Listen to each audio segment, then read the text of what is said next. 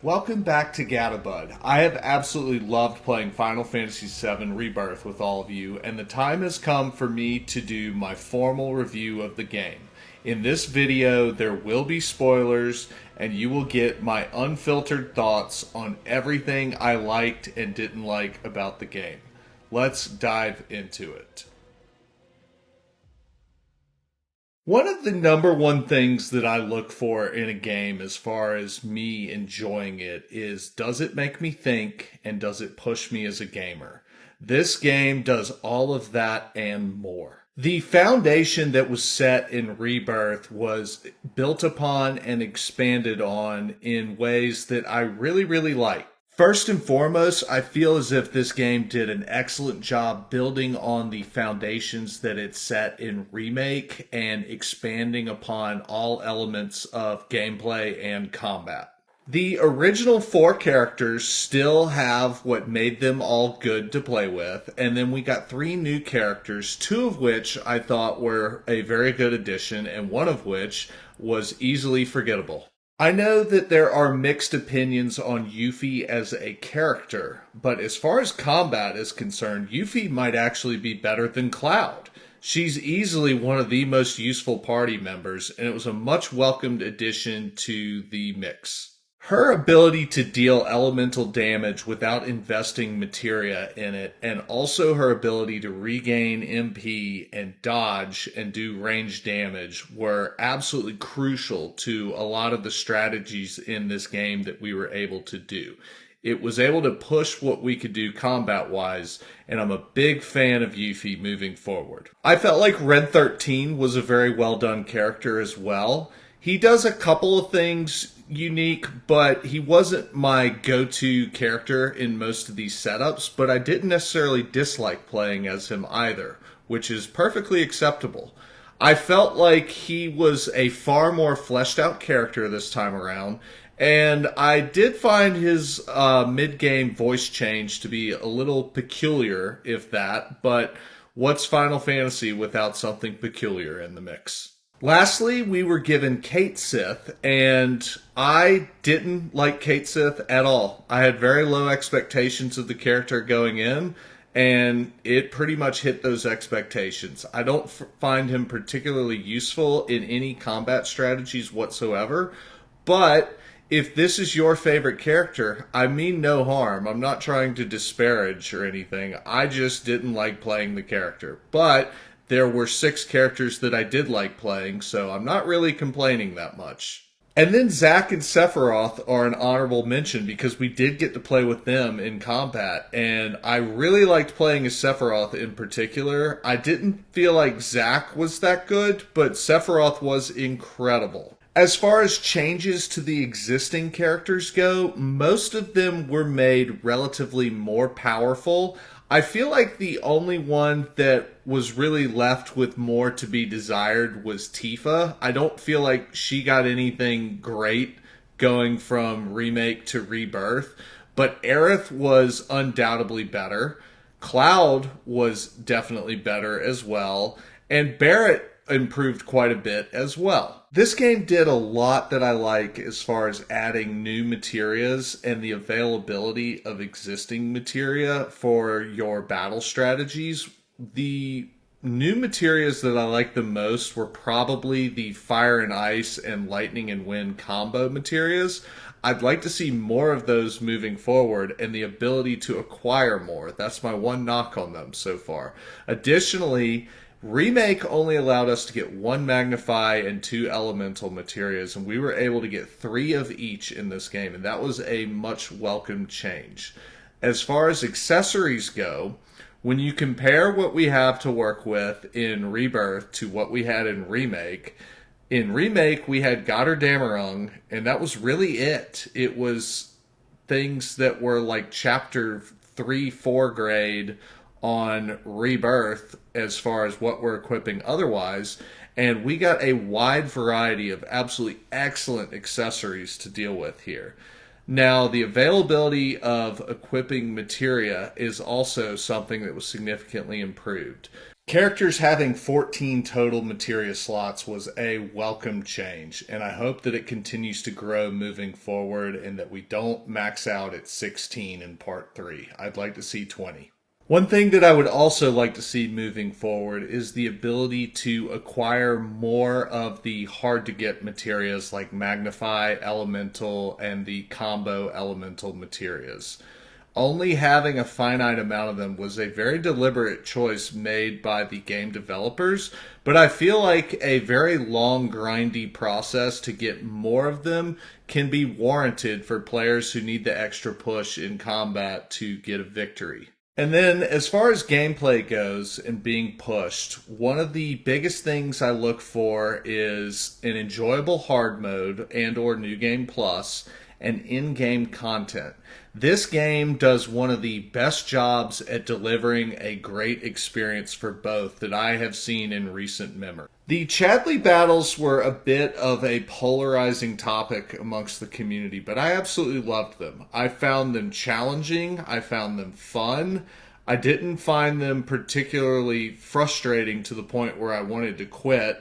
And they really pushed me as far as what I could do in this game. And I am very much looking forward to seeing what comes in part 3 as far as that's concerned. Now let's talk story a little bit. I was a original player of Final Fantasy VII back in the 90s, and the story of this game resonates with a lot of people my age for a very long time and is very important to us. I know that not following the story exactly as it was in 7 is a little bit of a controversial topic. And the one thing that I'm going to say about that is nothing that these games do will ever change the original. They only build a supplemental lore. So if you don't like some of the creative decisions that were made here, it's perfectly acceptable to just ignore them and keep enjoying 7 as it was. That's what I do with Star Wars these days when it comes to the sequel trilogy. I'll say one thing in particular that the story and gameplay did really well is giving Gungaga a purpose and making it important. I feel like if you're going to have an area on the map, it needs to serve a purpose. And other than being the home of Zack's parents, I didn't really feel like it did a whole lot for the original Final Fantasy VII. So that was a much welcome change to me. I felt like the characters all had moments to shine in ways that they didn't in the original. And one of the things in particular that's been very well received amongst the community is the expanded upon friendship between Tifa and Aerith. And it makes the ending of this game that much more hard to stomach. As far as the regions go, for the most part, most were reimagined and some were faithfully recreated. And there was a case for both options. I felt like Junon was faithfully recreated and wasn't remade into something absurd. And I think that that was the perfect decision. There was a little bit more added to the village below, but up top was exactly as it was, and that's the way that I felt like it should have been. Another thing that I felt like shouldn't have changed one bit was the gold saucer, and I'm glad that that is, for the most part, intact and is exactly as it was, but more spectacular and on a grand scale. I felt like the most changed region was Cosmo Canyon, and I actually have some mixed feelings about that. I found the town to be a little difficult to navigate and to be a giant maze and just way too many people there compared to the way that it was in the original. This is not the worst thing that could happen, so I'm not saying that I disliked my experience there. I was just a little surprised by that. And then as far as the G goes and Red 13's storyline traveling into the cave to learn about his father, I felt like the expanded lore on them being the original creators of the Black Materia was a perfectly good and welcomed addition to the story, because in the original, we kind of didn't get a backstory on the black materia. It was just this thing that made a meteor to destroy the world. So we were just like, all right, cool, black materia bad.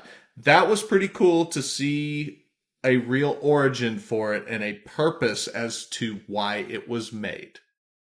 When I was playing through this initially, the absence of Rocket Town after Nibelheim really threw me off, and I found it to be a particularly confusing decision by Square Enix.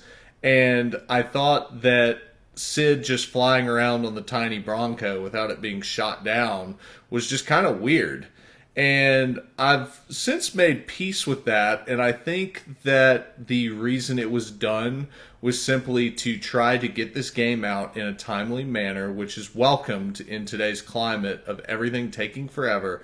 And also, a Rocket Town region is probably a really good Grasslands equivalent for Part 3.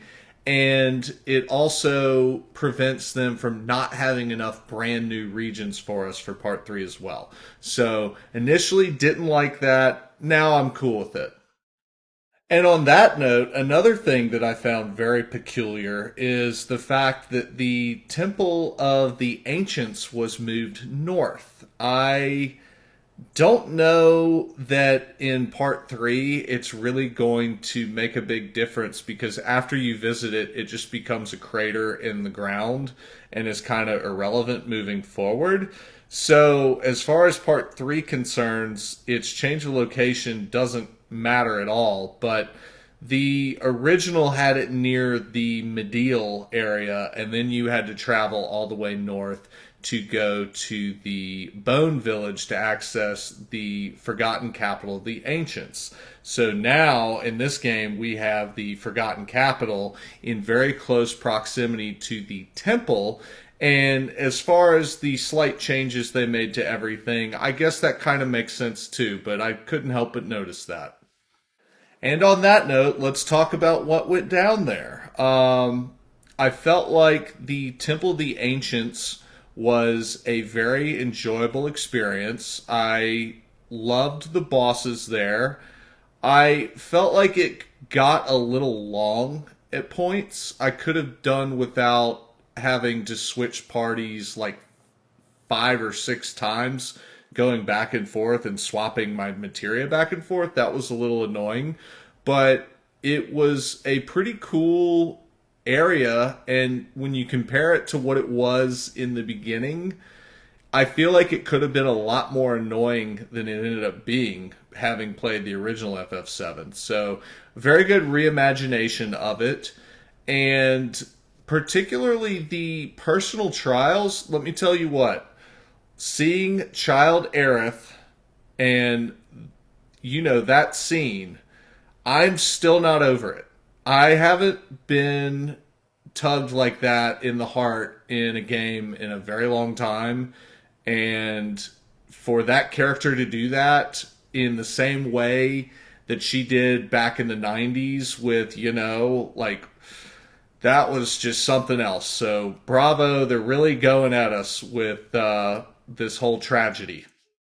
I thought that the final bosses after the temple were excellent, and as far as story goes, let's talk about that a little bit. This is the most polarizing part of the game, and it's also the most hyper-analyzed part of the game, and rightfully so. There are purists that think that the creative decision detracted from what was going on, and a lot of people feel like we don't have a clear picture of what is going on as well.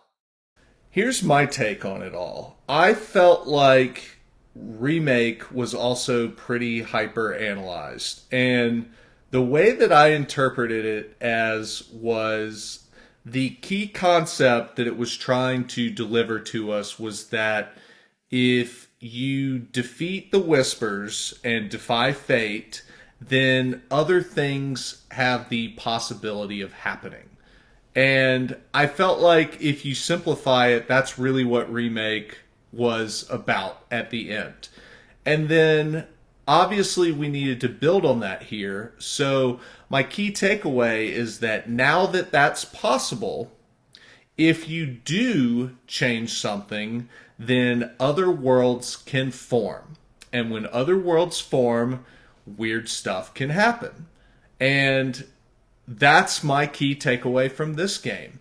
This is part two, okay? And we still have part three incoming. So while it is entertaining to speculate because we're bored waiting for part three, I feel like it's really up to part three to take that whole different worlds are possible and weird things can happen point and then build on that and actually finish this story.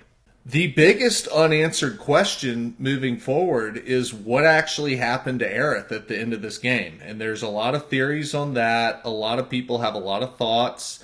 And I don't have a good explanation as to what happened at the end. There is an argument to be made that the Aerith that we see is just Cloud's imagination. There's also an argument to be made that the canon that was established in Advent Children, where Cloud will occasionally talk to Aerith, is what's happening here. And then there is another way of looking at it that she actually is kind of there. She just doesn't want to be seen by the others. And the fact that Red 13 kind of reacted to her presence at the end there makes me kind of think that maybe she's not a figment of Cloud's imagination. Now, as far as part three goes, I think that they're going to find a reason to put her back in the game. Until you get really far in Rebirth and get a lot of variety and start doing these overpowered magic builds, Yuffie and Aerith are the only two of the seven that really excel in magic. So we already have this heavy skew towards melee action, and the addition of Sid and Vincent is only going to further that divide and make it more heavily skewed melee. For those reasons, I believe that for game balance, they are going to find a way for Aerith to be back in the party. I feel like she's just too important in this modern recreation of the Final Fantasy VII combat.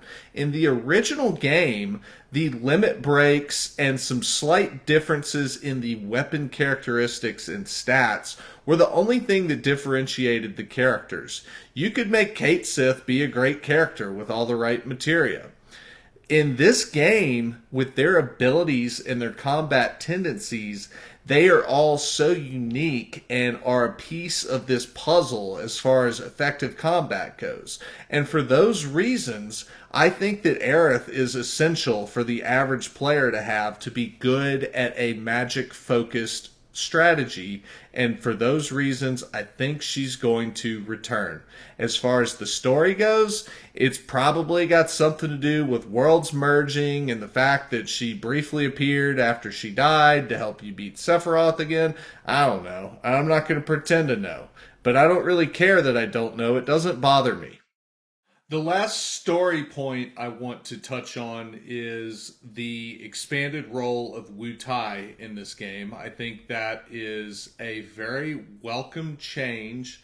I found it a little peculiar in the original FF7 after playing Crisis Core, knowing about this great war between Shinra and Wu Tai, and when we finally get to Wu Tai in the original FF7, it is this tiny, rather insignificant town that's not even required to be visited to complete the original game. I think that Wu Tai is going to have a massive role in Part 3. I think not only is it going to be required, I think it's going to be two regions. The southern part of Wu Tai that includes the fort where you started Crisis Core in, and then the northern part of Wu Tai, which has the actual city. I believe that that city is going to be exponentially larger in scope and is going to make what they did with Cosmo Canyon look trivial. So I'm really looking forward to that. I'm hoping there's some sort of war-related, like, skirmish type battle scenario that we get exposed to in this, but I'm very optimistic with the direction that they're going to go with that for part 3. Now let's talk about the mini games. If you have been a regular on the channel, you would know that a lot of my most successful videos were my strategies to beat various mini games. So I got very in depth in every single one of them, and boy do I have some thoughts. First off, Queen's Blood is the best side game that they've done in a very, very long time. It is very enjoyable. I think it's a well thought out game, and I had an absolute blast playing it. My best performing video was the nightmare survival solution that I came up with, and I feel like I left a lasting legacy on the internet by inventing the Chadley method to beat the nightmare survival challenge. So very proud of that. Had a great time. The overwhelming presence of these mini games was a constant point of frustration in my comments section, and I totally understand where a lot of you are coming from. I feel that while some of the mini games were required to progress in the story, I don't feel as if any of them had an egregious level of difficulty if all you cared about was completing the main story of this game. I could honestly probably do a separate video going in depth on all the different mini games, but I feel like some of them were fun, some of them were not fun. It was kind of a mixed bag, which is pretty typical with something of that of a subjective nature. My biggest problem with the minigames, though, were the lack of significant rewards for excelling at them. And one thing that comes to mind is Final Fantasy X had some of the most difficult minigames we've ever seen. We had to dodge 200 lightning bolts. We had to do the butterfly game in Macalania Woods. And we had Catcher Chocobo, where we had to get a 0 time on a Chocobo race collecting balloons. And the end result of that were 3 ultimate weapons that were absolutely game-changing. And the hardest mini game in this game is probably Crunch Off. And forget the Johnny Zen thing. We get a champion's belt, which is honestly a throwaway accessory in the grand scheme of things. It is completely irrelevant once you beat Jules. There's a couple of them that reward you with weapons, but at the same time, you can just buy those weapons in a store later, so you don't actually have to beat them. So I mastered all these mini games for the sake of getting a platinum trophy, which is great for your initial playthrough. But if I go through it again, am I going to take the time to, for example, beat Jules again on Crunch Off?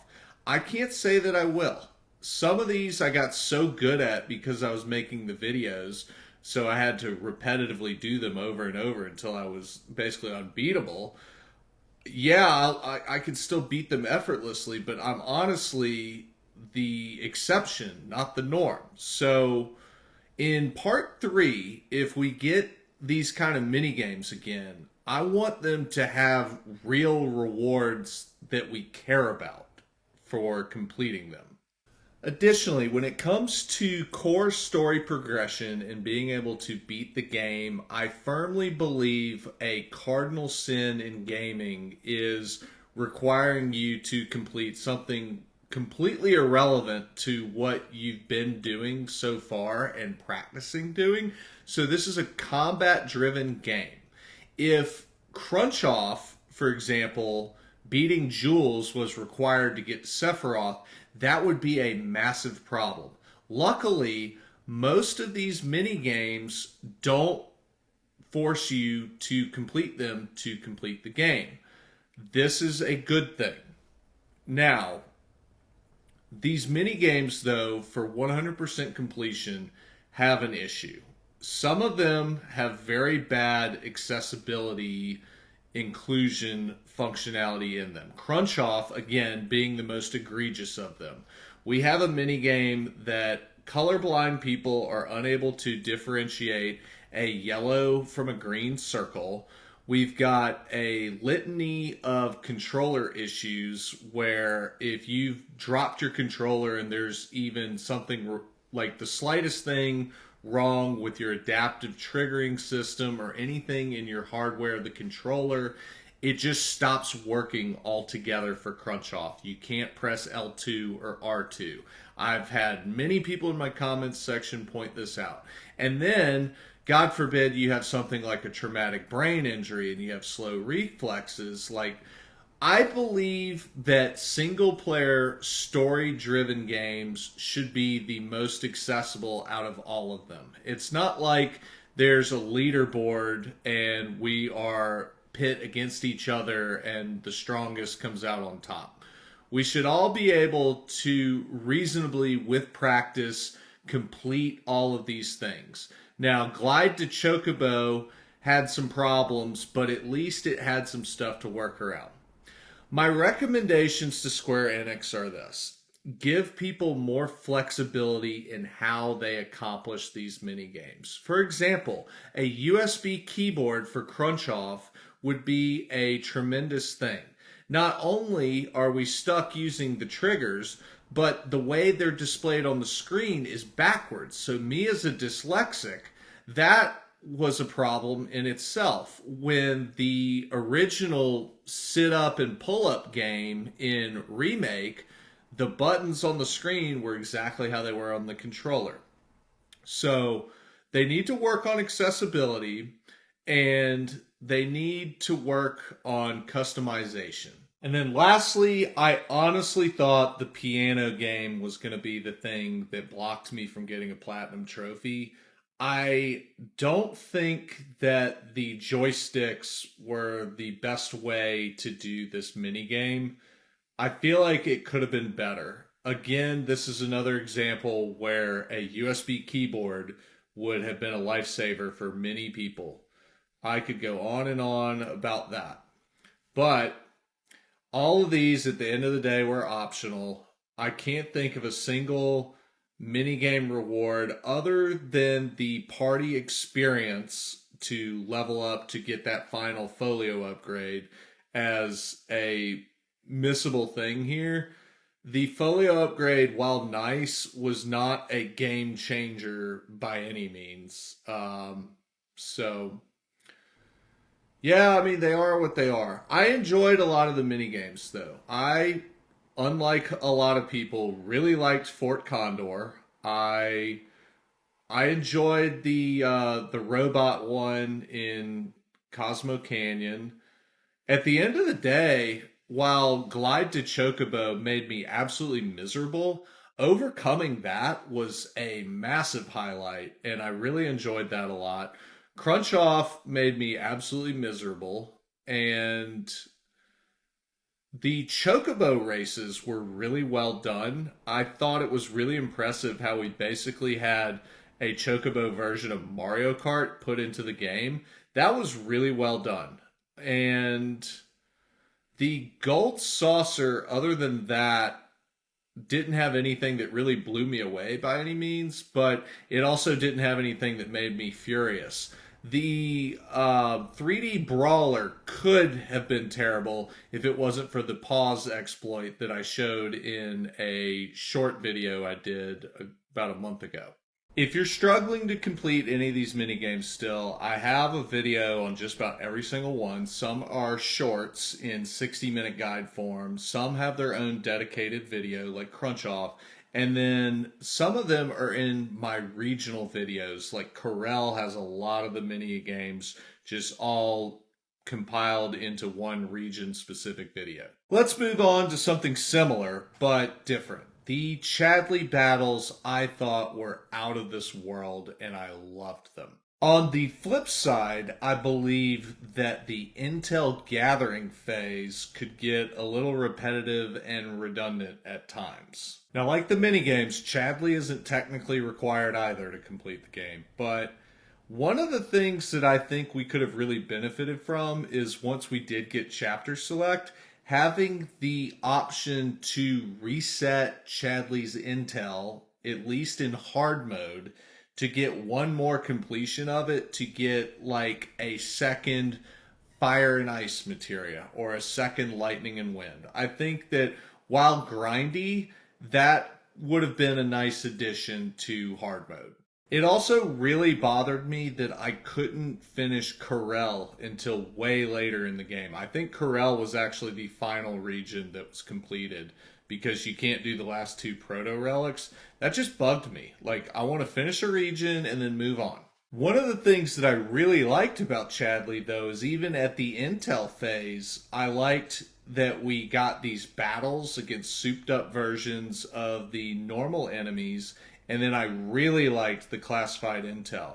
When I was first doing the grasslands on night one and Quetzalcoatl came out of nowhere, and I'm still like level 10, and I have to find a way to win against this basically a boss that I'm not ready for, that was so much fun and was a very memorable moment of the game for me. The biggest argument in favor of Chadley, though, is the fact that the rewards are generally spectacular. I felt like, unlike doing the mini games, doing all the Chadley grind stuff was so worth it, and I was so motivated to do it immediately upon reaching every new region. Now, as far as Chadley goes, once we're in the VR simulator, the original summon fights that we got in each region I thought were a lot of fun.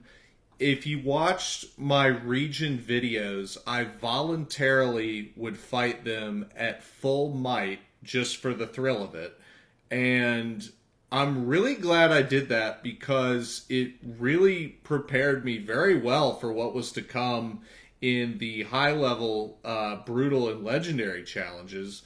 And I just felt a greater sense of accomplishment when I unlocked them. And I even did this with Odin. That was rough the first go around. I personally thought that Rulers of the Outer Worlds, which is the one where you end with Virtual Sephiroth and you have to beat Gilgamesh, and also To Be a Hero, were two of the most enjoyable high level optional in-game battles I've done in any game across my entire gaming career.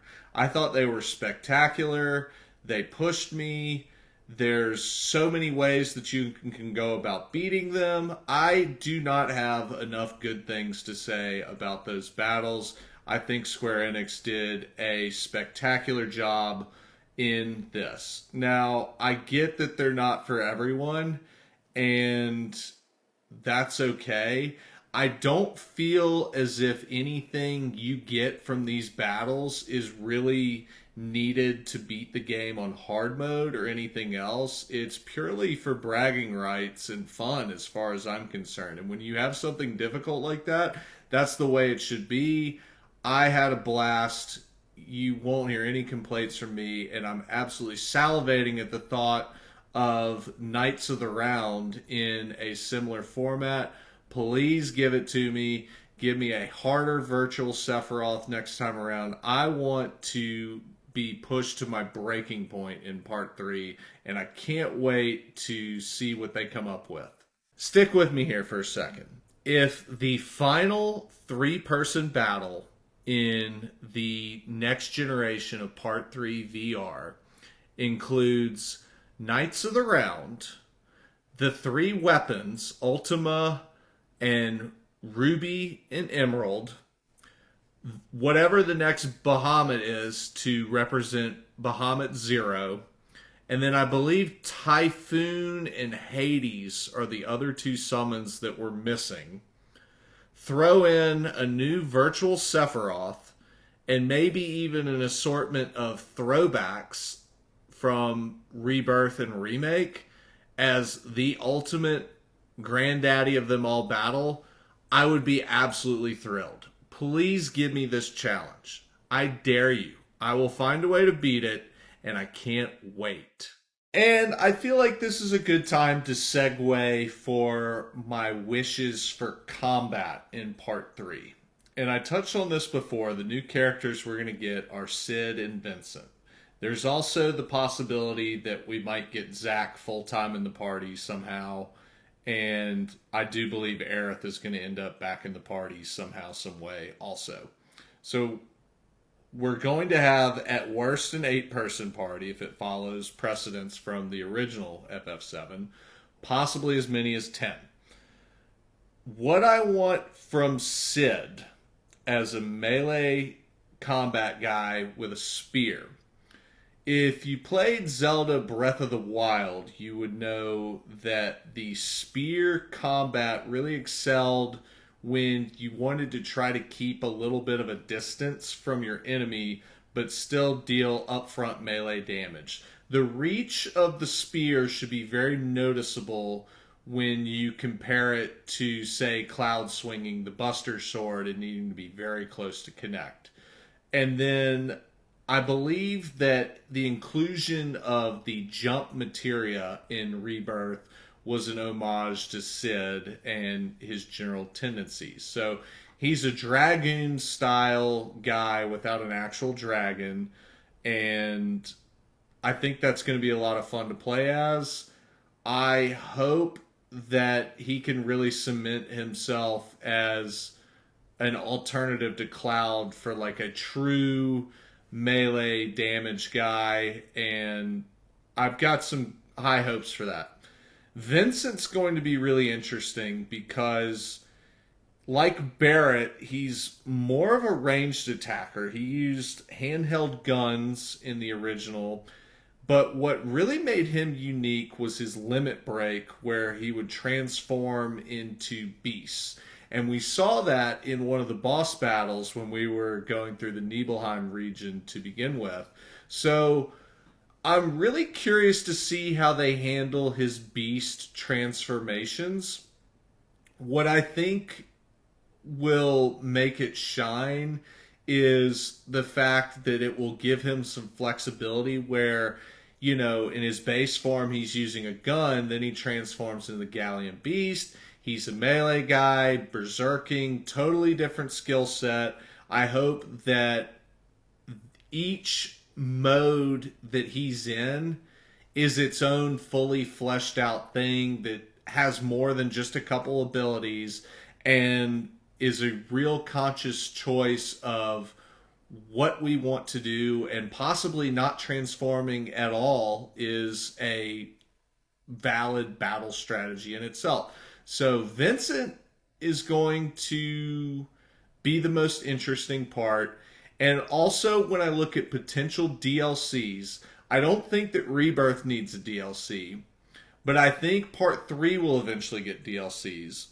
And the obvious candidate would not only be a Dirge of Cerberus replacement, but also I think that a prequel before he goes into the coffin, when we still have Professor Gast alive, when we have Alphana still around, all these old characters that we really only get a lot of hearsay and historical context on, I want them live, present, where we really get to know them. Lucretia's another one. I believe she's the mother of Sephiroth. And yeah, there's a lot of really old characters that some sort of Vincent prequel that shows us something we haven't already seen before, I think would be incredible. And I guess I'm just going to keep going with part 3 hopes and predictions. I believe that somewhere out there in the world right now, there is a team working on a snowboarding minigame.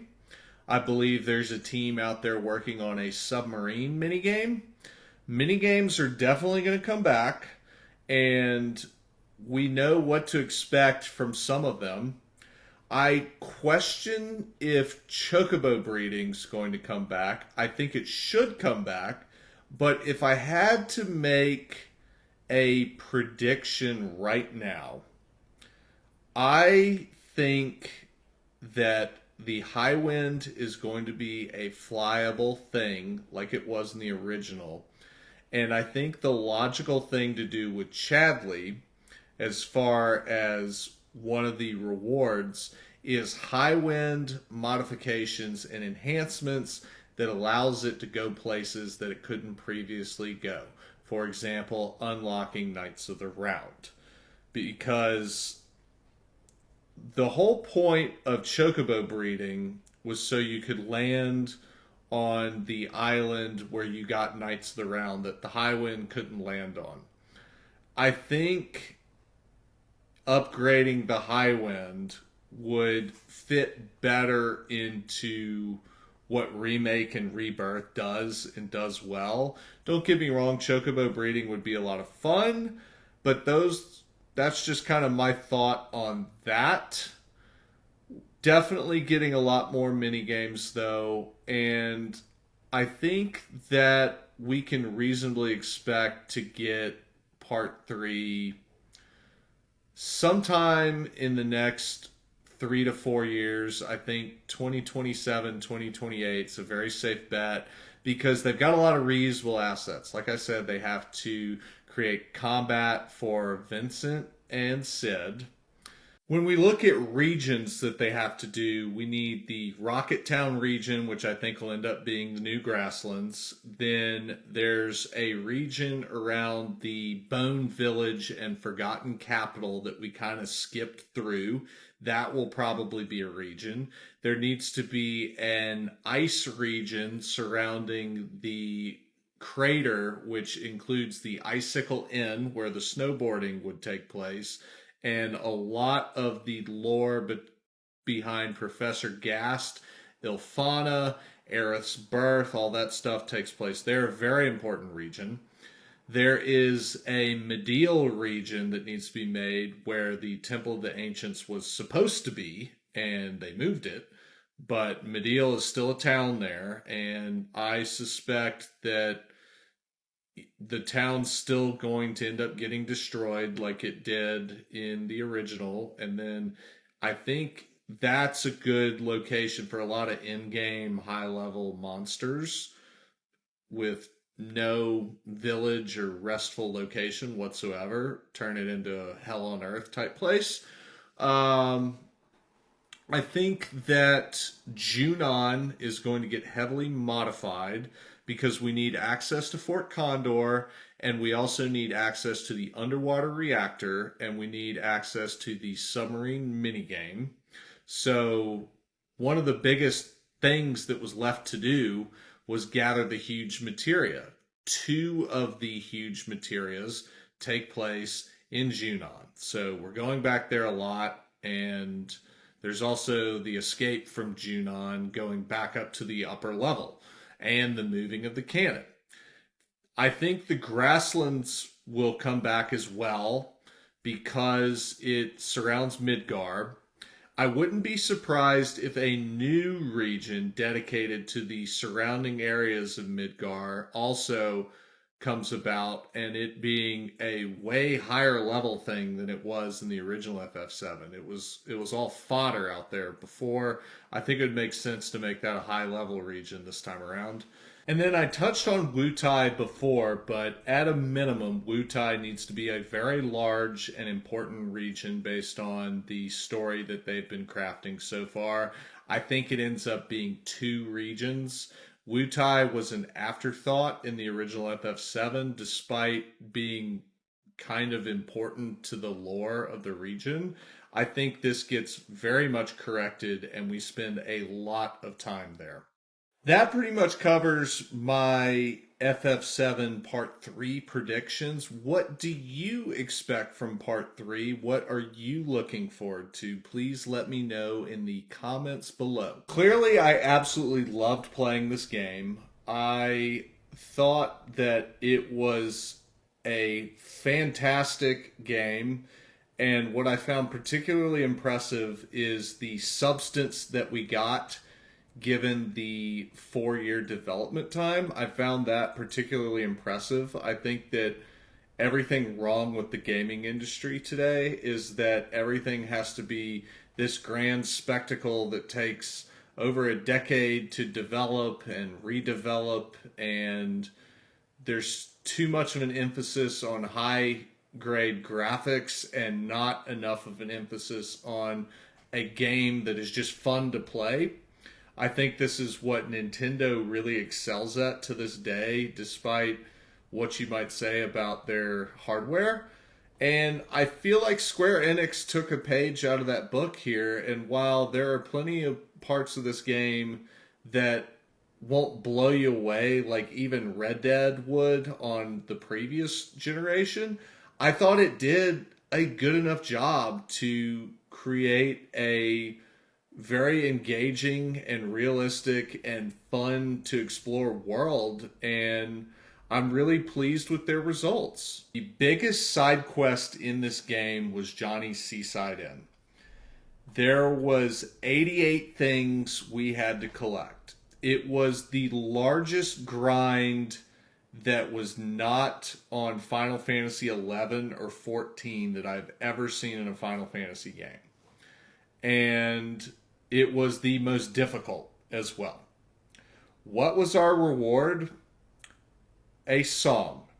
I kept my composure when the camera was running, but honestly, even thinking about that just pisses me off. I didn't know it was coming. I wanted Ultima Weapon to pop out of that, honestly, just for fun. Or if that wasn't appropriate, then maybe Titus's Calidbog or something. Just an ultimate weapon of some sort to pop out of that crate. And instead, we got a song. And that was just unforgivable to me.